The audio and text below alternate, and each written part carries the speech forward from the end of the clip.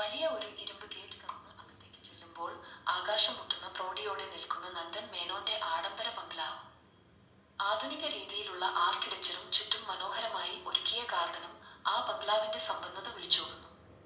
സമയം രാവിലെ 9 മണി. ബംഗ്ലാവിന്റെ വലിയ പൂമുഖവാതിൽ പതുക്കെ തുറക്കുന്നു. അവിടെ നിന്ന് നന്ദൻ മേനോൻ ഇറങ്ങി വരുന്നു. ഏകദേശം 30 കുറയ്ക്കുക 35 വയസ്സ് പ്രായം വരും.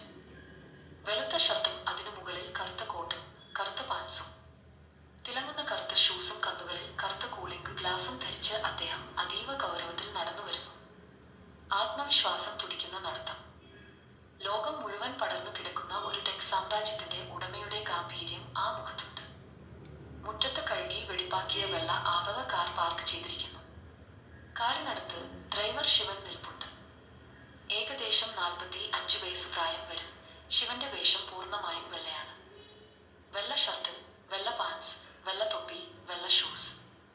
നന്ദൻ മേനോൻ വരുന്നത് കാണാതെ ശിവൻ വളരെ ശ്രദ്ധയോടെ ഒരു തുണി ഉപയോഗിച്ച് കാറിന്റെ ബോണറ്റിലെ ഒരു ചെറിയ കറ തുടച്ചു മാറ്റുകയാണ്.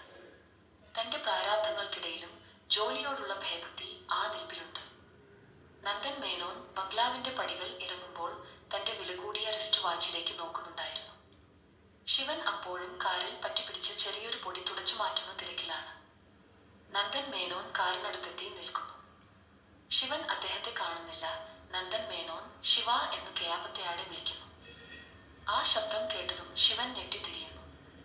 ശിവൻ വെപ്രാളത്തോടെ തൊപ്പി ശരിയാക്കി കൈകൾ കൂപ്പി, അയ്യോ സാറ് വന്നോ? ഞാൻ അറിഞ്ഞില്ല, ഇതാ ഇപ്പോൾ തന്നെ. നന്ദൻ മേനോൻ മറുപടിയൊന്നും പറയുന്നില്ല. അദ്ദേഹം തീക്ഷ്ണമായ കണ്ണുകളാൽ ശിവനെ ഒന്ന് ഒഴിഞ്ഞു നോക്കുന്നു. നന്ദൻ മേനോൻ തന്റെ ചൂണ്ടുവിരൽ കൊണ്ട് കാറിന്റെ ബോണറ്റിൽ ഒന്ന് തടവുന്നു. എന്നിട്ട് ആ വിരൽ ഉയർത്തി നോക്കുന്നു. വിരലിൽ ചെറിയൊരു പൊടിപടലം. നന്ദൻ മേനോൻ വളരെ ശാന്തമെങ്കിലും ഗൗരവമുള്ള ശബ്ദത്തിൽ, ശിവൻ, 9 മണി എന്ന് പറഞ്ഞാൽ 9 മണി എന്നാണ്. ആ 9 മണിക്ക് ഈ വണ്ടി ഈ പോർച്ചിൽ നിന്ന് മൂവ് ചെയ്തിരിക്കണം. ശിവൻ, ക്ഷമിക്കണം സാർ, അത് രാവിലെ കുറച്ച് മഞ്ഞുള്ളതുകൊണ്ട് ഗ്ലാസ് 1. നന്ദൻ മേനോൻ, എന്റെ കമ്പനിയിലെ ഓരോ മിനിറ്റും കോടികളുടെ മൂല്യമുള്ളതാണ്. നിന്റെ ഈ ഒരു മിനിറ്റിലെ അനാസ്ഥ എന്റെ ബിസിനസ്സിനെ ബാധിക്കും. ജോലിയോട് കൃത്യനിഷ്ഠ വേണം, ഇല്ലെങ്കിൽ ആ യൂണിഫോം ഒരുവെച്ചിട്ട് പോകാം. മനസ്സിലായോ? നന്ദൻ മേനോൻ പറഞ്ഞു. ശിവൻ തലകുനിച്ചു നിൽക്കുന്നു. അയാളുടെ നെറ്റിയിൽ വിയർപ്പ് തുള്ളികൾ പൊടിയുന്നു. നന്ദൻ മേനോൻ കാറിന്റെ അകത്തേക്ക് കയറുന്നു. അദ്ദേഹം കാറിലിരുന്ന് പുറത്തെ ജോലിക്കാരെ നോക്കുന്നു. പുൽത്തകിടി വെട്ടുന്നവനും ചെടികൾ നനയ്ക്കുന്നവനും എല്ലാം അച്ചടക്കത്തോടെ പട്ടാളക്കാരെ പോലെ പണിയെടുത്തുകൊണ്ടിരിക്കുന്നു. ആരും പരസ്പരം സംസാരിക്കുന്നില്ല.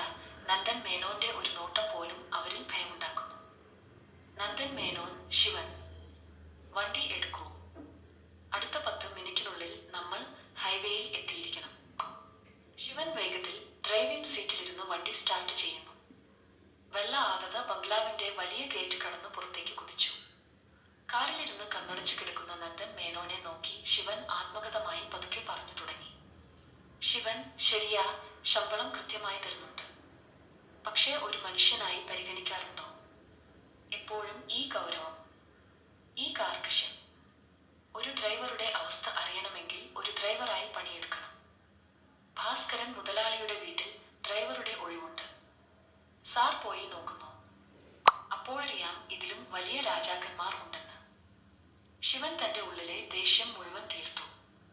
കമ്പനിക്ക് മുന്നിലെത്തിയപ്പോൾ പതിവ് പോലെ ശിവൻ ഡോർ തുറന്നു. നന്ദൻ മേനോൻ പുറത്തിറങ്ങി 2 അടി മുന്നോട്ട് നടന്നു. പെട്ടെന്ന് അദ്ദേഹം തിരിഞ്ഞു നിന്നു. അദ്ദേഹത്തിന്റെ കണ്ണുകളിൽ ഒരു പ്രത്യേക തിലക്കമുണ്ടായിരുന്നു. നന്ദൻ മേനോൻ, ഭാസ്കരൻ മുതലാളിയുടെ വീട്